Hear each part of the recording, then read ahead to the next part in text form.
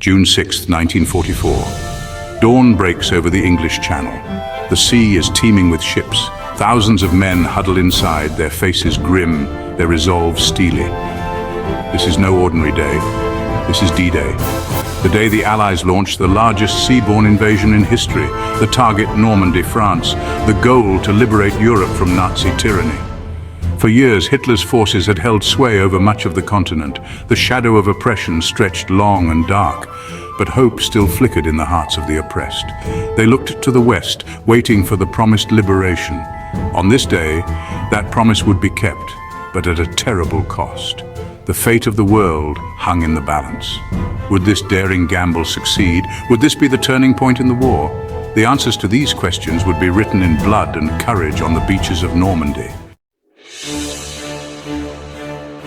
The invasion of Normandy was a monumental undertaking. Years in the planning, it involved the coordinated efforts of millions of people. From the factories churning out weapons and supplies to the intelligence operatives gathering crucial information, the scale of the operation was staggering. The Allies, led by the United States, Britain and Canada, faced a formidable challenge. The German army, deeply entrenched along the French coastline, was a ruthless and experienced foe. The Atlantic Wall, a network of fortifications, gun emplacements and minefields, stood as a formidable barrier. The success of the invasion hinged on meticulous planning and a large dose of calculated risk. The element of surprise was crucial.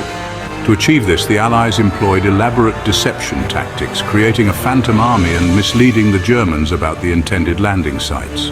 British officer media, WWII, British officer, scale of operation staggering. The scale of the operation was truly staggering.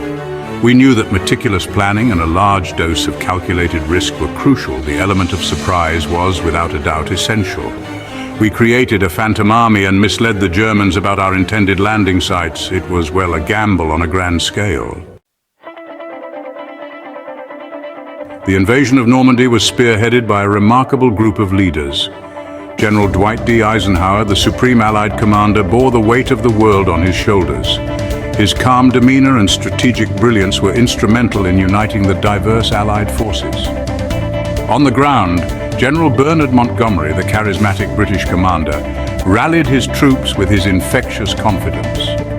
Across the Channel, countless acts of courage and sacrifice were being made by the men and women who fought for freedom, American soldiers. These were not just soldiers following orders, they were liberators risking their lives to free a continent from tyranny. There were the paratroopers, landing behind enemy lines under the cover of darkness.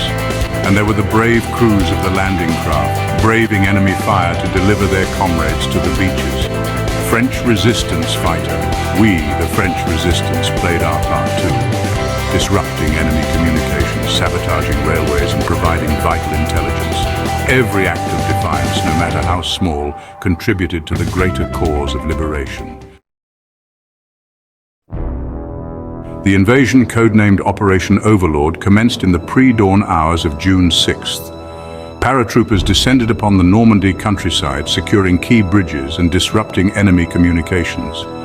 As dawn broke, the naval bombardment began, pounding German defenses along a 50-mile stretch of coastline. 5 beaches, codenamed Utah, Omaha, Gold, Juno, and Sword, became the focal points of the invasion. The fighting was fierce and unrelenting. At Omaha Beach, American forces faced particularly heavy resistance, suffering significant casualties. German soldier? We were dug in, waiting. The bombardment was relentless. It felt like the world was ending, but we knew we had to hold our ground. The invaders would not have an easy time. War correspondent, despite the chaos and carnage, the Allied forces pressed forward with unwavering determination. They fought their way off the beaches, inch by bloody inch, securing a foothold in Nazi-occupied France. The bravery and sacrifice witnessed that day would forever be etched in the annals of history.